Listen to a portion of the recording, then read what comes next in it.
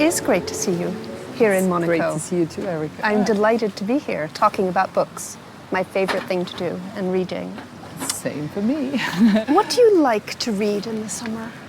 I think it's always an opportunity to broaden the way that you read in the summer, right? Summer is a time where we travel, we explore, but you can travel with books. And summer is a time where you have more moments where you can actually read. Even people that don't read much throughout the year, during summer holidays, it's a moment where you can experiment that pleasure of traveling without moving. And that's, something I always found fascinating, of the power of a book to really transport you in an unknown place. Even if you can't get away. Exactly. We're taking the summer to think about a theme, and we've decided to think about the emancipation of women. We've chosen a selection of books that reflect the way we want to think about that idea.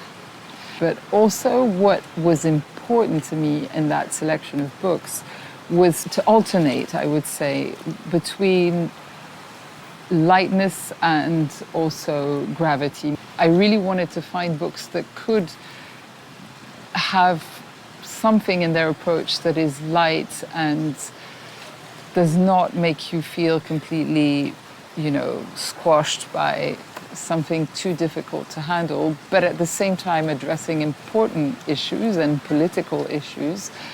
I was very struck just by the powerful title in English of the first book we're going to talk about, which is In Defense of Witches. How did you discover this book? Sorcière, I'm going to say the title Sorcière. In French, was actually a huge success, but also created so much debate and brought all those feminist issues to a much broader audience. And I immediately came across that book because it was everywhere. But it created a lot of noise in the sense that, it really showed in a way when it came out that in our imagination, in our imaginary representations, witches were not something that belongs to the past. And if you start digging and trying to kind of analyze in what context do we use that word to qualify a woman, and that's what Mona Chollet tries to analyze very well, is that it's very often towards women that are extremely independent, or aging women, or childless women, or that have supposedly a power that is not based on rationality. And she shows how they had to find their own realms of power.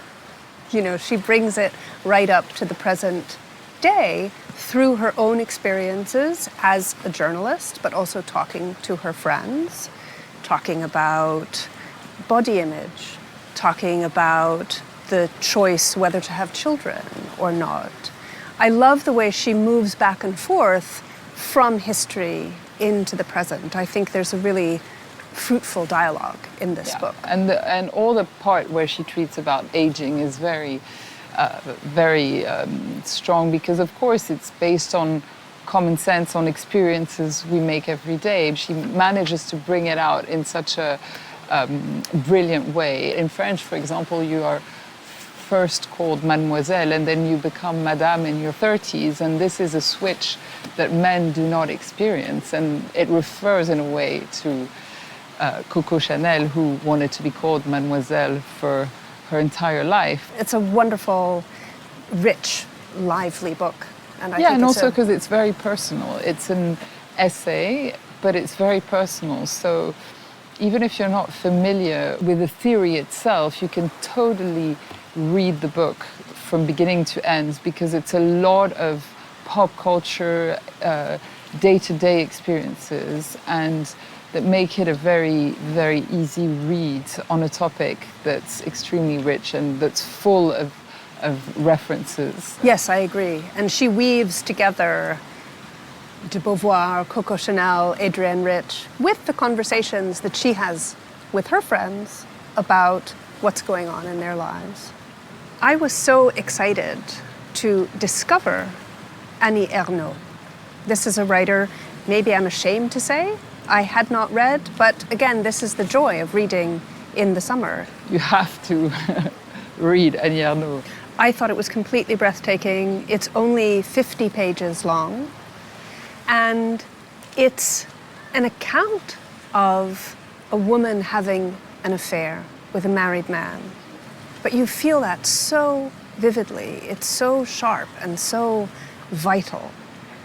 I could not stop reading it when I started. Yeah, you open the first page and you're taken throughout the entire book, and it's not there is no exciting plot within the book because it's truly about an experience. And also there's this suspension of the moral judgment that she manages to do because she analyzes behavior, or that maybe judge those kind of experiences, because you cannot deny the reality of that intensity. And I also found fascinating the way that she writes about time, because this affair takes place in moment. She's always waiting for this man, or trying to get rid of her children, knowing that she's got 2 hours. I thought that was captured better than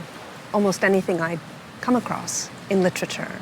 Yeah, and what's very strong as well is that it's not about just telling the events happening within, a day that will make it strong. It's really, she will select in such an incredible way the detail or something about her behavior that will make you enter this interior experience. But she doesn't reveal anything of the reasons why she acts that way and the reasons why really it ends. It's pure experience. And one of the things I love about our whole selection is that these are all books that are available in both languages. That sometimes means that, they're not the newest books, but we're able to give them another life and also have a discourse between cultures. And I think that's so enriching. We also have a thriller in our selection, The Second Woman by Louise May. This is a really gripping and unusual book. Do you read a lot of thrillers? Actually, I'm generally not a thriller type reader, but I found this one, The Second Woman, very unusual as a thriller because you have, of course, mystery, violence, darkness, all the ingredients of a thriller, but you have something very interesting. I would say it's a feminist thriller because you really understand many essential questions around violence against women. So it's got a very important subject underneath, and it's treated in a very strong way. It's important in talking about thrillers not to give too much away about the story, but it's about a woman who marries a man whose first wife has disappeared, and what she very swiftly discovers about this man. And I don't think it's giving too much away to say that one of the fascinating aspects of the book is the way in which the heroine, the protagonist, divides her husband in two. There's the good version of him, who in English she refers to as the man who cries because he was weeping at the loss of his first wife when she met him. And then he is a man with his proper name when he is the more severe, abusive character. Yes, and what's quite interesting in the book is that you have the impression, because the character Sandrine, which is the main character, who speaks to herself, we can have, her thoughts and feelings. We have the impression at first that she's living her dream. like it's her dream life, finally to find someone who accepts her, that she can build her own house with a family, and it's the worst nightmare you could possibly imagine. But the capacity she has to still believe that this is a dream is also what happens in many mechanisms of violence, where it takes so much time for the person to realize that she's abused. I think that's the author manages to really make us feel that solitude of the character, and also show the very subtle mechanisms of an abuser, and it's very well led from beginning to end. And I think that's one of the things that fiction can do. And the author in her afterwards says very clearly that she sets out to do this, that fiction can make us feel a story in a way that just hearing the facts of the life of someone who is in Sandrine's circumstance, we might not feel it in the same way. But these vivid, claustrophobic, terrifying descriptions, the sense you have of her own lack of self-worth. Yeah, and that's very well described in the beginning of the book, where we, see this, what could be an ordinary woman, having a job, but not feeling good in her skin. And slowly we realize how much violence she has integrated in herself. To me, it's a book that is about the way we tell stories to ourselves, the way we tell stories to others. To me, that leads me towards our final selection, which is Dina Nayeri's The Ungrateful Refugee, which is a non-fiction book, but it's also one about storytelling. She herself, she came with her mother and her brother from Iran. She was born in 1979, I think, and came when she was 8. And one of the things that's fascinating about the book is, in a sense, she came to the United States eventually, where she had a kind of ideal experience. They moved to Oklahoma, she got into Harvard, she was very good at sports. Yeah, example of integration. That's right. But then the whole book questions what that means for her, and then she also looks at many other stories of people coming from across the world. And one of the things that really struck me about it is just a sentence I won't recall exactly, but it's something like, we in the West, or the receiving countries, want refugees to be completely broken before they are allowed to ask for a different kind of life. And it's very shocking to read a sentence like that and feel how true it is. Yeah, and also before she was pushed by tragic circumstances to leave Iran, she had a beautiful life. She had also things she adored, a culture she was very attached to, and that it's interesting to discover, the relationship she had with a place that could be seen as traumatic, but at the same time full of pleasures and stories. And actually, when you are pulled out from your home country, she says it with very moving words, that it's something you can never totally reconcile your identity, that there is always a part of your heart that has stayed where you were raised. And she makes us reflect on how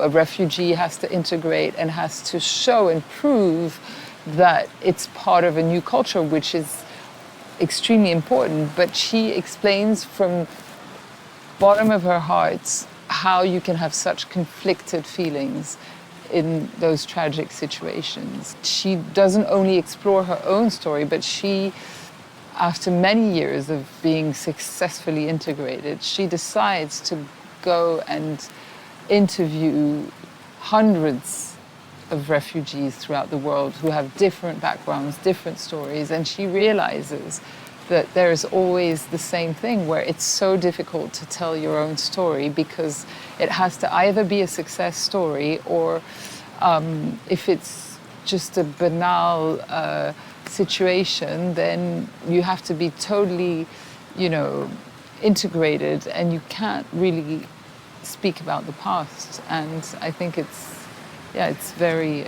Or if it's something too painful to speak about, as many of these stories are, yet, in order to gain asylum, people have to be able to narrate the stories of their own lives.